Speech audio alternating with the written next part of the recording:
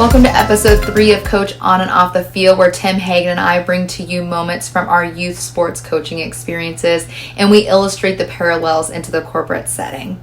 Tim has experienced many of his successes on the volleyball court, while I have thoroughly enjoyed my successes from the soccer field. I have experienced many consecutive winning seasons in my coaching career, but I have also had some very humbling losing seasons as well, just like the one that I've illustrated during this series. And these are losing seasons that we're all going to experience in life, whether they be in sports, in our careers, in parenting, or within our overall life journeys. And so I have played soccer my entire life, since the age of 4, actually, and I was a rock star goalkeeper, or maybe it was self-proclaimed, but nonetheless, I was also a right forward goal scorer, so I thought I was a rock star. And so I played until I was age of 19 when I became pregnant with my daughter, which of course took precedence over my favorite sport. However, when my daughter turned 6, I was able to step back on the field again, but this time as a coach. And this time though, I saw soccer differently than I had ever seen it before. I had once viewed soccer merely as a sport that I loved, yes, absolutely, but it was still just a sport nonetheless. It was just a place for me to go to escape my reality of my home life. It was just exercise for me into my adulthood. And it was also a place that I loved to hang out with my friends in both settings. Soccer was simply a constant normal in my life that I absolutely loved. Does that sound like your employees? Exactly. They're always just going through the motions, right? They're just there. Well, as a player, I was just that as well. I was an employee. I was there to do a job, to excel at my position in order for my team to experience success. But this time though, when I came back as my daughter's soccer coach, I was now the leader of a team full of me's, little baby Jens that I had to take care of. I had the weight of my shoulder to either make or break these kids' desire for the sport that I so passionately loved. And as we've shared in previous episodes, I ask again, what do kids really want when they play a sport? 2 things. They want to have fun and they want to win, right? So I became a committed coach and said that I was going to give these kids just that. And as a first-year soccer coach, I gained a reputation that would stick with me throughout my entire soccer coaching career, including now. I quickly became known as Coach Jen. Oh, you're playing against Coach Jen? Good luck. Or, yes, you are on Coach Jen's team. You're so going to love it. Or, oh, you're on Coach Jen's team? Well, I hope you like to do burpees. Needless to say, you can say that it was evident that my reputation preceded myself, and would tell the children that when they played on my team, that they were going to have fun, but they had to use manners, but then they could also experience a win. I began coaching 1 team, and it quickly turned into 2 teams, and then eventually the new normal began of coaching 4 teams at any given time, at any given season. Because the requests for Coach Jen were pretty large and I had to accommodate. So you can say I'm either crazy or I love the sport, and I'm not going to admit to the first one. So we'll just move on. So slowly over time, my players quickly began getting plucked off the team for competitive teams. They were moving on to other sports, and some of them were even aging out of the program. And so I was eventually transitioned from being a winning coach into a skill building coach, which though is honestly my absolute favorite reputation to carry, because that is the reputation that earned my recommendation to the local high school. It wasn't that I was a winning coach, because they were searching for a coach for their junior varsity team that could assist their head coach in helping rebuild morale to a program that they were trying to rebuild.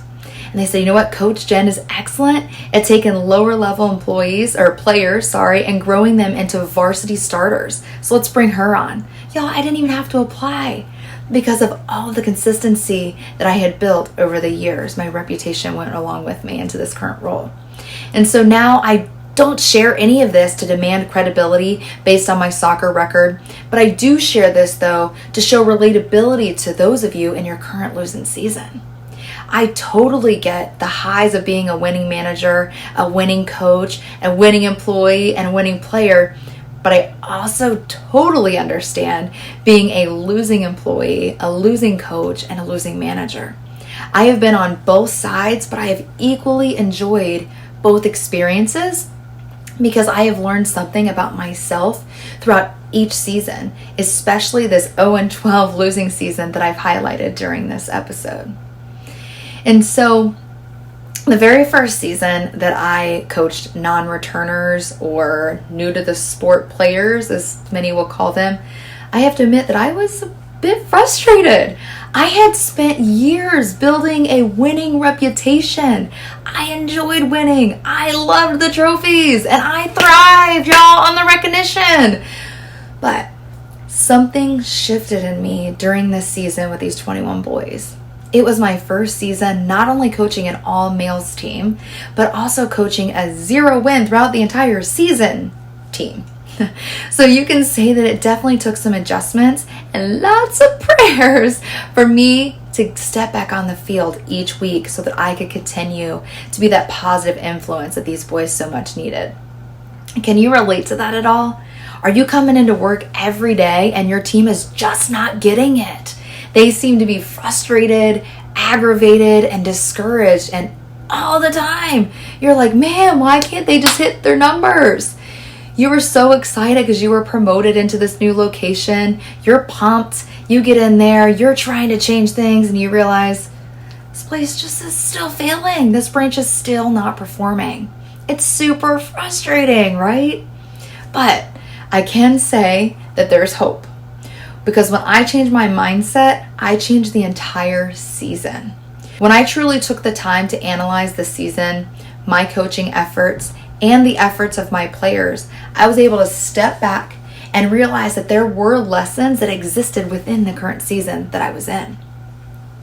Number one, I am a great leader, I am a great coach, and I am a positive influence, and that is exactly why I am leading this losing team. There were so many other coaches that could have taken over the team, but Coach Jen was recommended for the job. Even though her daughter wasn't on the team, she didn't have a nephew on the team. She didn't have a paid position. She had zero ties to the team, but yet she had an excellent reputation that told the league that if anyone could do it, it was Coach Jen. And y'all, when I realized that, that's when I saw it as an honor and I began leading this team differently. It became my mission to transform this team. This team was no longer on my account going to be the losing team or the team without a coach. And so it was going to be Coach Jen's team. A team that was going to be led with solid instruction, a team that would gain skill building opportunities, and a team that was absolutely going to have players plucked for competitive teams.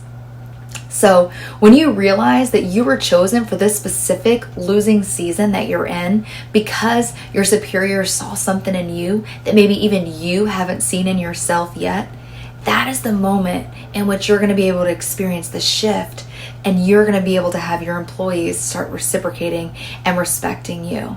When you accept that there are other winning coaches in the office that could not do your job, they would struggle to do this very job, you can begin to find the honor in the very task ahead of you. Those same winning coaches want to just expect the wins and they're going to treat your players as such. But you have the opportunity to be that coach that is going to love on your people, to get to truly know them, and ultimately to earn the respect of your people. It is a life-changing experience to be in a losing season, so enjoy it. And number two, the players do not care at all about how many wins that you had before because they only care about the wins that they're going to have right now with you as their coach. Whoa, eye-opening, right? When I stepped onto this field, I realized that these boys could have cared less how many games I was going to win before. They only cared about how many I was going to win now. They want to know, what is it that you can do for me, Coach Jen? And that's fair. Many of your employees are going to think the same exact thing. What are you going to do for me? So, what are you going to do for them? Well, you got to show them. We've got to be able to accept them where they are and make goals to help them reach a new milestone. We've got to celebrate the small wins that feel like victory. And we've got to make individualized coaching plans for all of our employees. We need to learn about our employees or our players. Learn about what their goals are. What do they want to achieve? How are they going to achieve it? And how can I, as their leader, or how can you, as their leader, help them achieve that goal? Because once your employees truly believe that you are for them, then you're going to realize that they're going to be for you, and you're going to be able to finally experience that win together. And number 3, after a very long losing season, a win is so much more victorious. This one actually makes me tear up all the time when I think about it. Because I have truly thought about all the games that I've ever won in my 7 years of coaching. And yeah, it's been nice to see number 1 up on the board, or to be able to hold up that number 1 as I'm cheesing for every photo shoot. But y'all, there was nothing, I mean absolutely nothing, like being silly stringed at the end of the first game won during the big county tournament by a group of boys that never ever gave up, because I never gave up on them. These boys had waited all season to use that silly string. They made a commitment to each other that when they won a game, because Coach Jen promised them that they would, that they would silly string her and yes, use the water cooler on her. And y'all, their faces, as you can see in these pictures, are priceless when they were able to chase me around that field on that absolutely freezing cold January day and celebrate a long-awaited win. When winning becomes expected, it truly takes the victory out of it. And I didn't realize that until I had walked through this very low losing season. So I want to ask you, what losing season are you in right now? Whether it's your personal or your professional life, what does that look like for you? Because I want to encourage you to commit to yourself to experience a mindset shift and to change your way of thinking in your current situation. Because it was in this low season in my soccer coaching career that taught me so much more beyond that of a soccer field. The way that I parent, the way that I minister to others, the way that I coach in my professional life, the way that I see opportunities in the midst of a crisis. Everything that I go through in life, everything that you go through in life will have ups and downs, but it's going to be up to you. It was up to me and how I choose to handle the situation in order to determine how successful I'm going to be when my losing season is over and I finally get to experience that victory. So it was the way that I chose to handle my crisis is how others are going to be able to choose on how they respond to my crisis. The relationships that I built during this losing season with these boys are the same relationships that were leveraged during my personal losing season when I was battling cancer. And so had I chosen to treat these boys differently and only saw them as a means to get a win and focused only on the expectation to win, would they be the same boys that would say, let's be there for Coach Jen when she's down? Maybe I'd have a few to support me, but I definitely sure wouldn't have the entire squad supporting me. It's all about how we view our current situation and how we choose to respond to it. So I ask you again, will you choose to be negative, or will you choose to be positive coach on and off the field?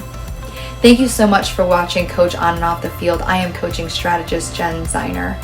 We have 3 more episodes for you to enjoy, so make sure you tune in next Thursday to enjoy episode 4 of Coach On and Off the Field, where we talk about using your players to supplement your coaching efforts. Thank you so much and have a blessed week.